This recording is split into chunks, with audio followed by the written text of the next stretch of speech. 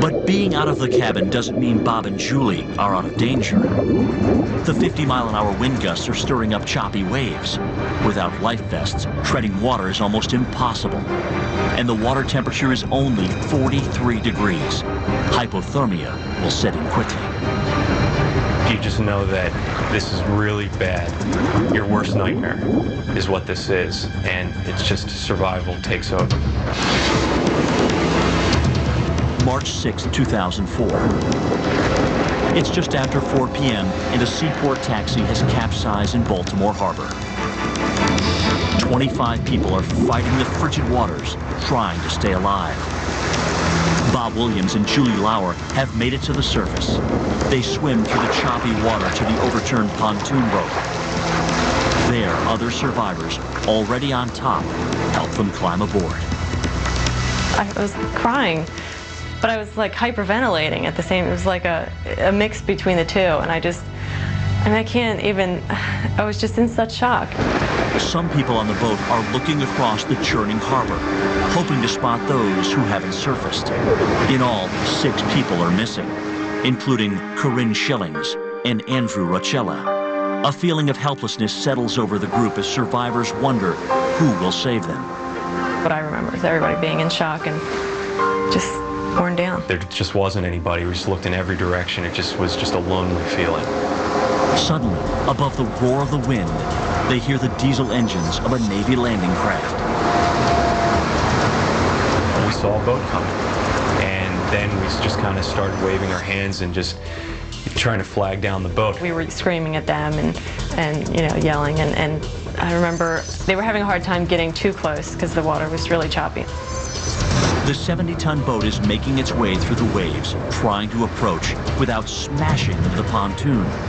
One naval reservist snaps photos, while other rescuers contact the coast. Now, the overturned pontoon boat is drifted about 500 to 1,000 yards from where the actual accident happened. As the boat gets closer, Senior Chief Vincent Scardina lowers the bow ramp so he can spot survivors in the water. I had a clear view of everything that was happening. I had guys up on the ramp spotting, making sure everything was clear. Assisting the rescue is Commander Peterson Decker. It was tragic.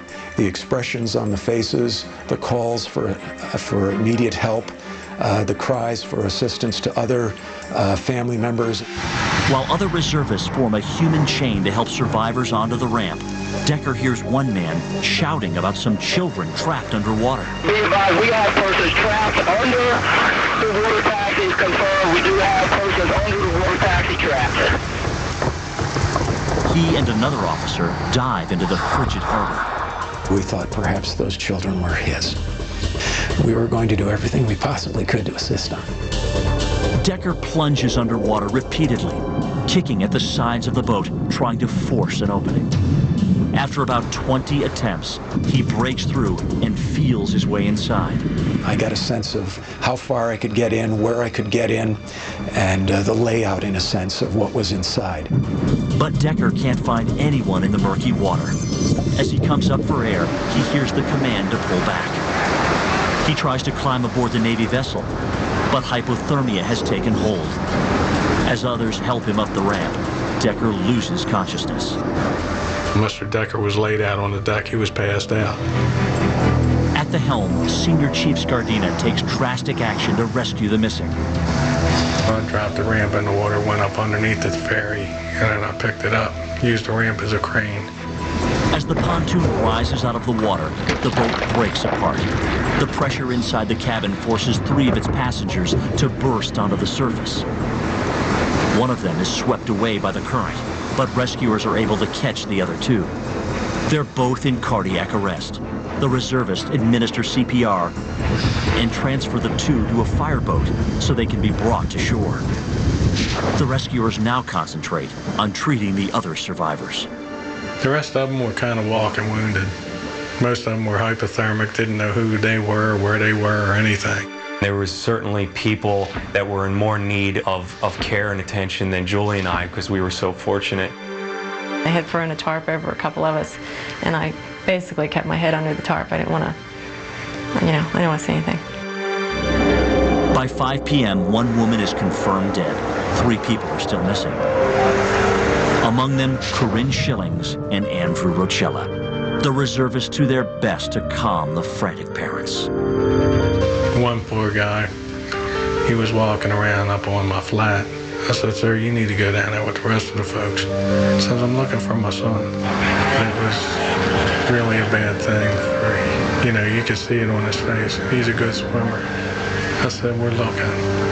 And the fire department's going to continue to looking after I leave. 21 people have been rescued, but with darkness fast approaching, police and firefighters lose hope of finding anyone else alive. Finally, the fire chief has to make an unfortunate announcement. Divers were in service until 7 o'clock. At 7 o'clock, we terminated the diving and went into strictly a recovery mode. The physiological aspects of someone surviving in the water for 3 hours is pretty slim to none. So at this point, we're in the recovery mode. News of the accident quickly spreads across the country. I'd heard Corinne's name on TV, and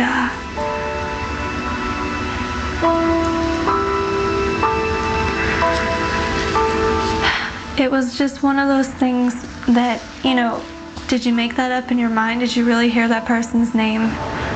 You don't know what happened. Rescuers are just as mystified, and the tragic nature of the event inspires them. Day after day, divers from the fire department fight the cold, dark water in an attempt to bring the victims back to their families. We've never left anybody behind, and it wasn't going to happen this time.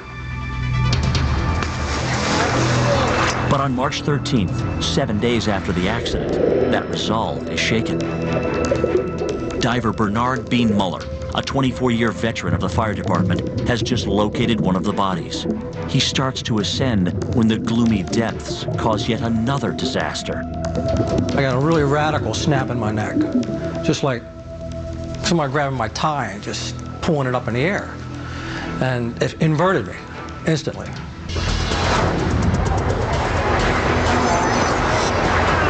March 13th, 2004. Baltimore City Fire Department diver Bean Muller is stuck 18 feet below a rescue boat holding onto a body. My head is facing towards the sea deck, the bottom, and my feet are going to the surface. Bring him home, please. Suddenly, his suit's inflation device activates and begins to choke him. Backup diver Sam Burrell gets to Bean just as he loses consciousness and drops the body.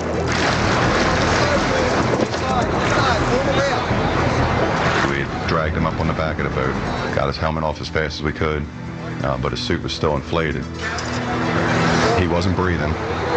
They cut his suit off, they got him out of the helmet, and they had to start a CPR with compressions and mouth to mouth. And after another 20, 30 seconds of giving him breaths, he started breathing on his own. Bean is rushed to a hospital where he regains consciousness. But the morale of the other divers is waning. The next morning, they're just about to call off the mission when an underwater sonar picks up the images of 2 more bodies. The divers persevere, and by day's end, Andrew Rochella and a 6-year-old boy are recovered. 24 hours later, the divers find Corinne Schillings. We all just prayed that, for the family's sake, that they would find them, because it was a million times harder for the family. In all, 5 of the 23 passengers lost their lives in the water taxi accident. The tragedy and the heroic efforts of everyone involved will not be forgotten. Words can't describe the bravery and the courage I saw. Bob Williams and Julie Lauer know how lucky they are. Days after the accident, Bob proposed marriage. Going through it together, I think, really brought us together even more than we already were. The Schillings want something good to come from their loss. They have set up a foundation to help Girl Scouts who plan to study foreign languages, just as their daughter Corinne did. We want her memory to always be something that is positive, and this is the best way we could do it.